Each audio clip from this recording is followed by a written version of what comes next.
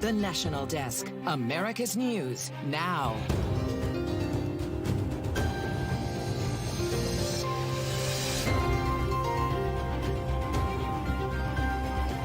There are some clear non-starters in Hamas's response. We do think it creates space for agreement to be reached. Keeping hope alive, where hostage negotiations stand 123 days into the war in the Middle East. A search and rescue mission underway for 5 Marines in the snow-covered mountains of Southern California. What we know about the aircraft that went missing this morning.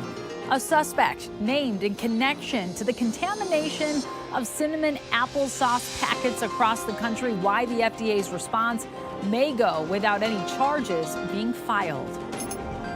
This is the National Desk, America's News Now. I'm Amira David, and as we come on the air, details emerging on the U.S. airstrike against an Iranian-backed militia group in Iraq late this afternoon. That strike targeting members of Kataib Hezbollah, killing at least one of its top commanders. The strike, part of the United States' ongoing response to the attack that recently killed 3 U.S. service members in Jordan.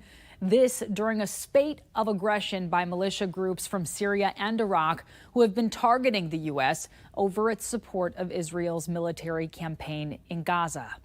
The strike happening as Secretary of State Antony Blinken continues his Mideast tour in Israel, looking to seal a truce deal to bring the war to a halt. Tonight, Israel has rejected the latest Hamas hostage release counteroffer, characterizing it as unrealistic. But the pressure from the United States to get a deal done intensifying as IDF forces prepare for a new phase in their ground operation moving into Gaza's Rafah, home to more than 1 million displaced Palestinians. Fears mounting that an Israeli offensive there could result in mass casualties. This as the fate of Israeli hostages in Gaza hangs in the balance as top White House officials continue to negotiate for their release. Some tragic news tonight that at least 1 in 5 are already dead. The National Desk's Christine Frizzell with more. Okay, thank you, everyone. On Capitol Hill, a reminder of the agony that remains reality for more than 100 families. She's our sunshine. The parents of 23-year-old Romy Gonen joining other hostage families to ask for more to be done to bring them home. Many revealing they've been kept in the dark by their own government. We don't know if our son is still alive. We didn't get anything from the Israeli intelligence for more than 70 days. Lawmakers vowing to keep the pressure on. The hostages must be released. This week, a tragic revelation that of the 136 hostages still being held in Gaza, dozens are dead or feared dead. We've given information to 31 families of hostages who are no longer alive, and we determined their death. The release of their remains and of the others is at the center of negotiations between Secretary of State Antony Blinken and the leaders of Qatar, Egypt, as well as Israel and Palestinian President Mahmoud Abbas.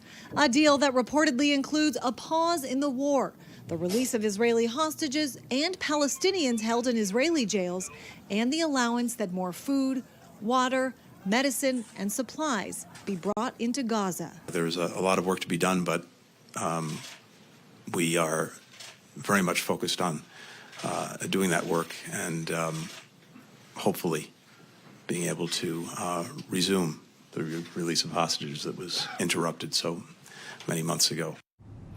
For now, that work will continue as Israel has rejected the latest counteroffer from Hamas. Prime Minister Benjamin Netanyahu saying there is no solution besides total victory, as most of the families of the hostages worry the continued war means a diminished chance of their loved ones coming home. Amira? Indeed, so frustrating for the families. And Christine, Secretary of State Blinken, he spoke just a short time ago. What did we learn? Yeah, Secretary Blinken said there is still a possibility of a deal, but he continues to walk this fine line, understanding, much of the world is appalled at the violence Israel has unleashed in Gaza, with 30,000 nearly believed to be dead. Blinken said Israelis were dehumanized in the most horrific way on October 7th, but that cannot be a license to dehumanize others. Amira? All right, Christine Frizzell reporting in Washington, D.C. for us. Thank you. And tonight, the search for 5 missing Marines is ongoing after their helicopter was found in snow-covered mountains east of San Diego. The condition of the CH-53E Super Stallion helicopter is unknown. As for the Marines, it is considered a search and rescue mission at the moment. The copter left a base just outside of Las Vegas and was headed to Marine Corps Air Station Miramar in California, and was reported missing as of 1 a.m. this morning. There was some reportedly bad weather in the area, rain, wind, hail, and snow in the mountains. But the Super Stallion also has a brief history of operational failures. Since 2005, there have been 3 other known accidents believed to have stemmed from mechanical issues. In 2005, 31 people died in an Iraqi sandstorm. In 2015, engine failure, killing 1 and injuring 9. And in 2018, a CH-53 crashed and burned in Okinawa, but there were no injuries reported in that case. As for the grounded Osprey, Pentagon officials now say they believe they have identified the mechanical failure that led to the fatal crash in Japan last year that killed 8 Air Force crew members. The DoD is now considering if and when the troubled aircraft can return to service with proper modifications. The severe weather on the West Coast is not over yet. One more round of rain in California and Arizona could lead to more flooding and mudslides tonight. Coastal and Central California are most at risk, as well as the Mogollon Rim of Arizona. Snow is also forecast in the mountains. The region will finally begin to dry up starting tomorrow. And above average temperatures continue across the central and eastern U.S., especially in the upper Midwest and Great Lakes. High temperatures are around 30 degrees above average in some cities. Several records could be broken or tied this week. Right now, Florida's Supreme Court considering whether abortion rights should go before voters in November. The justices heard arguments today for the proposed constitutional amendment that would expand access to the procedure. Florida is one of several states where there's a push to get it on the ballot. Voters in 7 states, including California, Kansas, and Vermont, have already sided with abortion rights supporters on ballot measures. The Boeing plane that had its door blow out mid-flight last month flew hundreds of passengers for months beforehand. Federal regulators say it never should have taken off. There is no way that this plane should have been delivered with 4 safety-critical bolts missing. The National Transportation Safety Board found the Boeing 737 MAX 9 jet was missing 4 bolts that secured the door plug, meaning they were never installed in the first place. That plane had been in service for about 3 months and flown 150 times before the door blew out. The NTSB chair says there's a problem in the inspection process and that the agency is scrutinizing the FAA in addition to Boeing. GOP lawmakers are not giving up on their efforts to impeach Homeland Security Secretary Alejandro Mayorkas. The vote to impeach failed last night, 214 to 216, with 1 congressional member not voting. Today, Speaker Mike Johnson said democracy can be messy, while Minority Leader Hakeem Jeffries says this remains a political hit job. The Biden administration needs to be held accountable, and we will pass those articles of impeachment. We'll do it on the next round. Their focus is on how do we get Steve Scalise back to Washington so we can continue to do the bidding of Marjorie Taylor Greene and Donald Trump and impeach Secretary Mayorkas. Majority Leader Steve Scalise was absent for health reasons, while Congressman Blake Moore voted no for procedural reasons and will vote yes if the measure is brought again. With no other changes, a second floor vote would pass. For his part, Secretary Mayorkas was in Las Vegas today to discuss security for the Super Bowl this Sunday. Here's a live look at Allegiant Stadium, where the game will take place. Mayorkas said officials are prepped and ready for whatever may happen, but they don't expect any problems. To be clear, there are no known, credible, specific threats to the Super Bowl or to Las Vegas at this time. Homeland Security Secretary Alejandro Mayorkas says federal agencies across the board, from the FBI to Customs and Border Protection, are assessing the threat landscape. TSA is ensuring the airspace is safe, including from drones like the unauthorized one that flew over the AFC Championship game in Baltimore. Two Seattle teens, 13 and 15 years old, were arraigned this afternoon on multiple felony charges, accused of intentionally running people over with stolen vehicles and recording it for social media. The National Desk's Hannah Knowles explains what the teens are facing and the evidence against them. The disturbing video recorded by two teens is now evidence for a judge who will soon determine the fate of a 13-year-old girl and a 15-year-old boy. To see this level of injury without death, regardless of what your age is, if you're accused of allegations that are this serious, you've got to go before a judge. Casey McNerthney with the King County Prosecuting Attorney's Office tells me the details of what happened to the two victims played a major role in the charges. These are very serious crimes, and when you read the documents and you see the amount of information that was sent to us by police investigators, this is the appropriate next step. According to court documents, the pair is facing a slew of felony charges, including second-degree assault, possession of a stolen vehicle, and hit-and-run charges. When you look at that charge and say, assault with a deadly weapon, what's the deadly weapon? And the deadly weapon is the car. The teens were arrested on Thursday, February 1st, after months of investigation into the crashes that happened on Aurora Avenue North in November. Police were able to connect the teens to the videos shared by Seattle police after a tip from the Everett Police Department that two witnesses saw the videos and knew the teens involved. A case like this is unusual, but I think that people can be reassured by the steps that the prosecutor's office are taking and will continue to take in this case, these cases going forward. Coming up, what we could soon learn from a year-long investigation into classified documents found in President Biden's office and Delaware home. Then lead-tainted applesauce caused hundreds of Americans to get sick. What action the FDA says it could take against a suspect now in this case. Then how California's governor is trying to crack down on surging crime in some parts of that state. We'll be right back.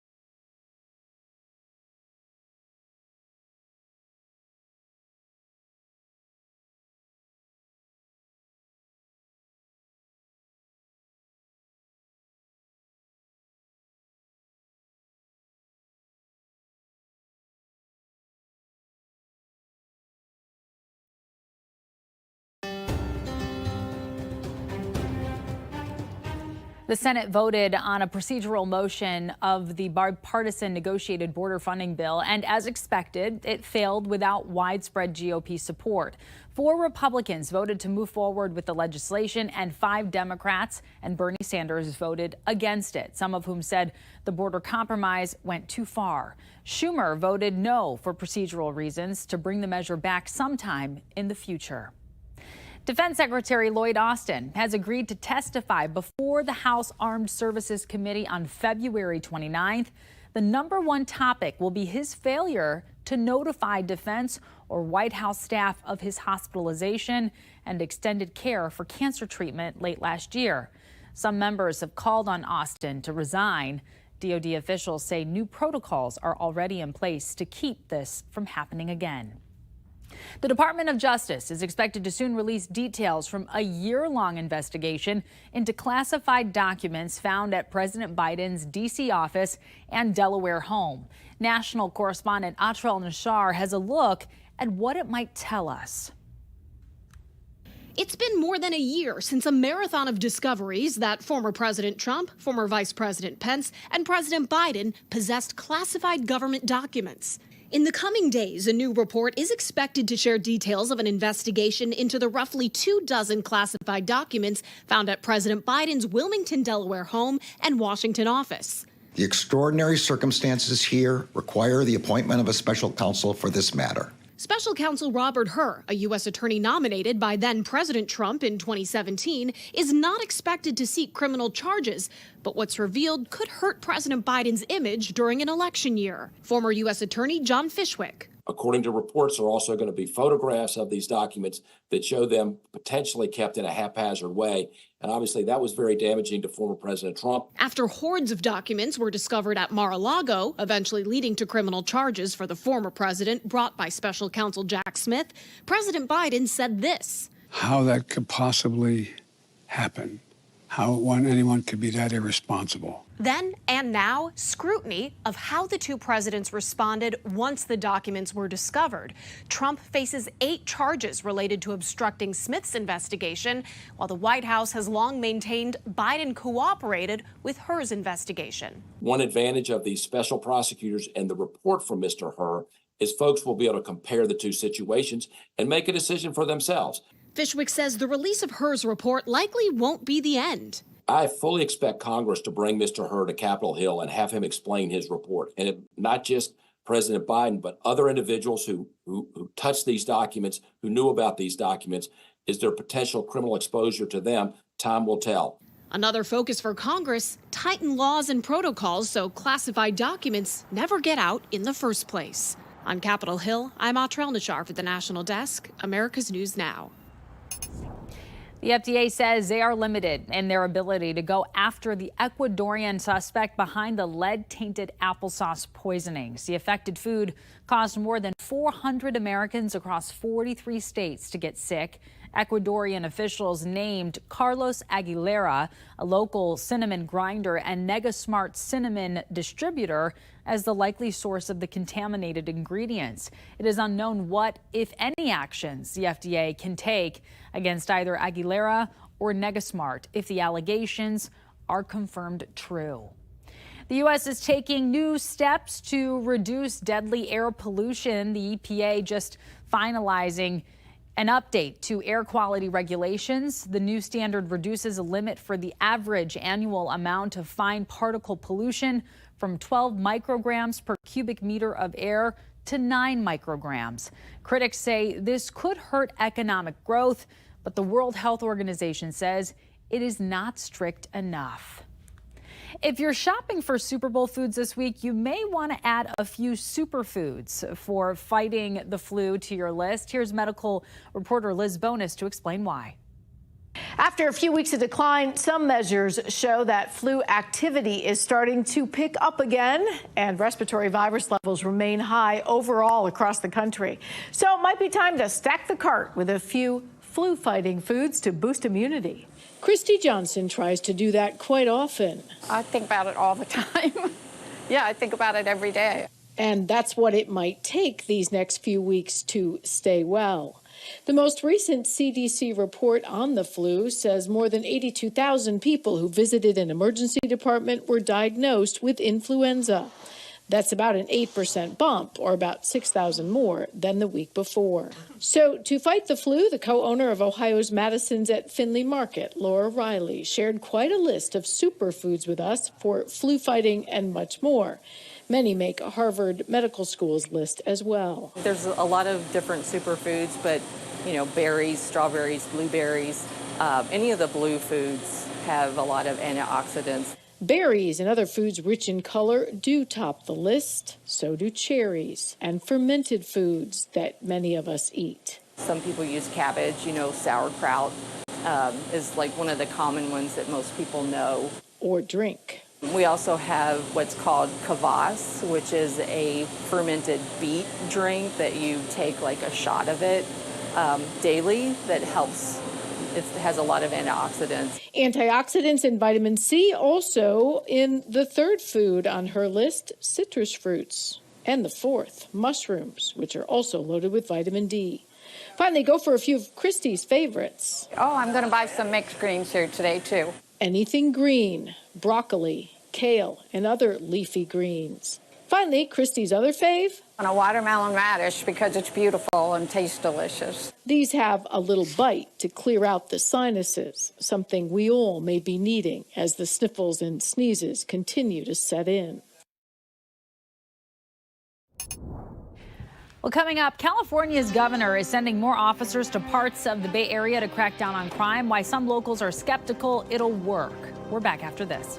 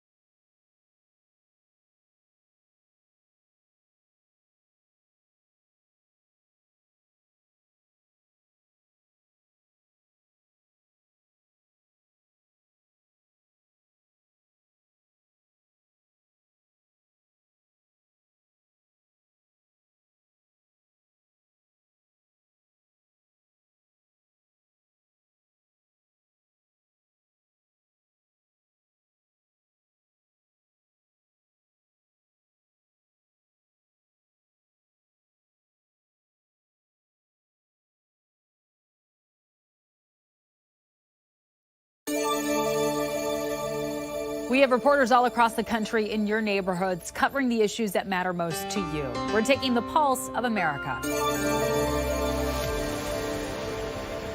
For weeks, Marilyn Mosby and her defense team have walked into the courthouse in Greenbelt with not much to say publicly. Ms. Mosby, how are you feeling today? Blessed. How are you today? If I get caught, I'm going to participate.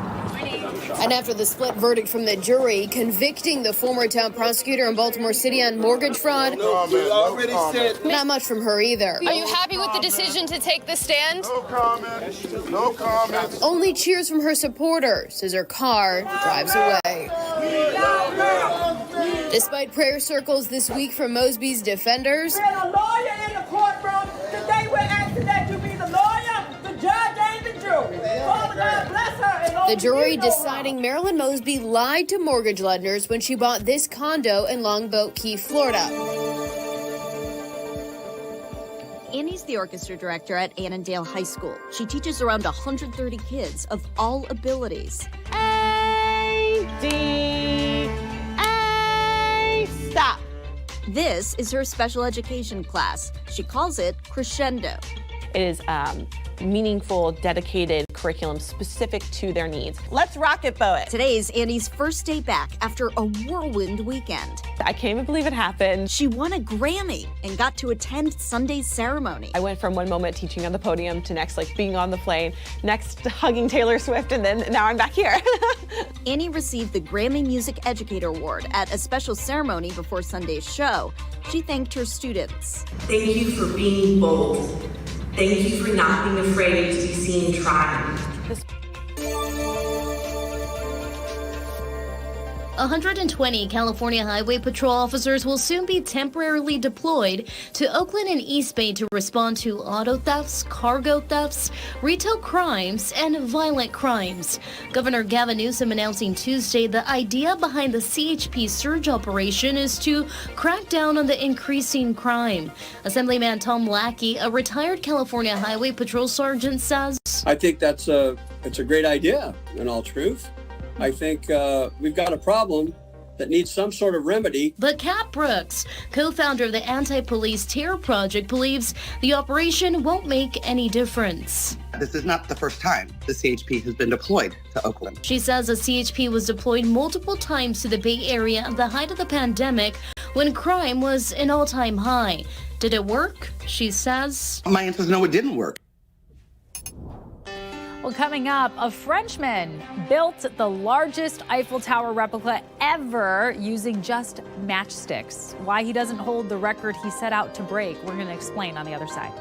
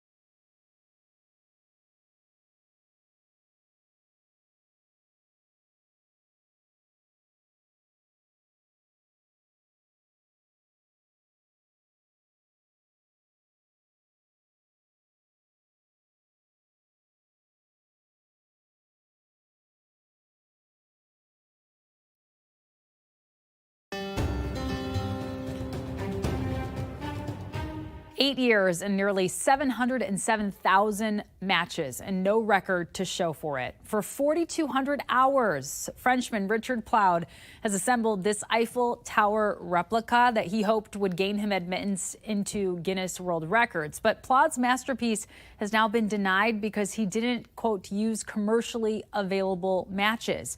By directly using a match distributor, Ploud was disqualified, keeping Lebanese builder Tawfiq Daher's 21-foot Eiffel Tower from 2009 as the official title holder. But there is hope for Ploud. The director of Guinness's Central Records Services said today they will review the evidence as they admit their rules may be a little too heavy-handed.